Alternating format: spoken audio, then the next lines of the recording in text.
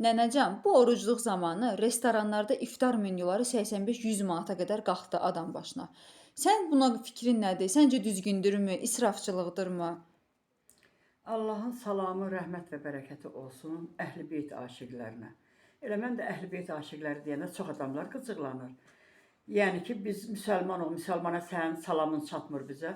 Əgər sən müsəlmansansa, Əhl-i Beyti sevmirsənsə, deməli müsəlman deyirsən. Müsəlman olan şəxs Əhl-i Beyti sevər. İndi qaldı sənin bu sualı, nənən sənə qurban olsun. Menyu deyirsən sən ağzında, məsələn 85 manata, 100 manata. Aha, adam başına Adam menyudur. başına. Bir adamın yeyəcəyi nə qədər yemək olacaq ki, 100 manata, 85 manata və yaxud ya aşağısı 50 manat olsun, 50 manatlıq yeyəcək orucadan. O alimimiz bir gözəl söz dedi.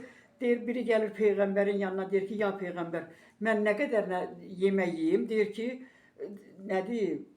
Bir nəlbəki çəkin dedi, bir nəlbəki məsələn xurma yeyir. Deyir, axı o ilə mən doymaram. Deyir, çünki o səni yaşadır. Gəzdirir, yaşadır o bir nəlbəki xurma. Amma artığın yesin, sən o gəzdirəcəksən. İndi bu yemək də, nənən qurban, elə bir şeydir ki, 2 tikə ilə bu iftar vaxtı doyursan. Hə. O hansı ağla sığmaz dərəcədə, elə ondan sonra o 100 manatı harda bir fəqir bir ailəyə versin, qazanı Ehtiyacı qaynayar, olan, hə. balaları da yer. O 100 manatla bəlkə də o fəqir ailə 3 gün, 4 gün dolanar. Yeyər də, içər də, qazanı da asılar.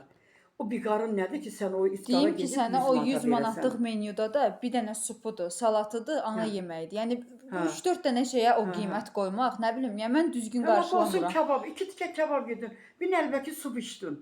Nə bilim, 2 dənə meyvəsini dilimlədin, yedin. Bir stəkan çay içdin.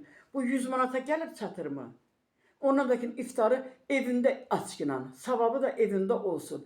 Yaxşı, yap, kənardan gəlibsə bu şəxs, yoxdursa bir yeri, gəlib indi kafelərdə, restoranlarda açırsa, bəs insafa nə? Bəs Allahı başının üstündə görməyə nə? Tayda iftar süfrəsi, o görürsən, xaricilər diləndə bəyənmirlər, amma iftar süfrəsini ehsan Hə, verirlər. çoxu pulsuz, çoxu ucuz qiymət Hamısı. qoyur ki, hamının əli çatsın. Əksəriyyəti ehsan verir ki, nədir, imam süfrəsidir bu. Yoxsa ki, o dərəcədə, aşırı dərəcədə sən o qiymətə gətirib qaldırasan, əlbəttə ki, Yəni düzgün orucu deyil. demək olar ki, başa düşməyib bizimkilər. Niyə başa düşərədən eləyirlər? Başa düşməyirsə, Yox, mənası odur ki, onun o digər acıların, kasıbların halından başa düşəsən də. Day Hə də. demir ki, gəlib hər gün 100 manat bir Hə, dənə ay sağ qarnını ol. doldurasan.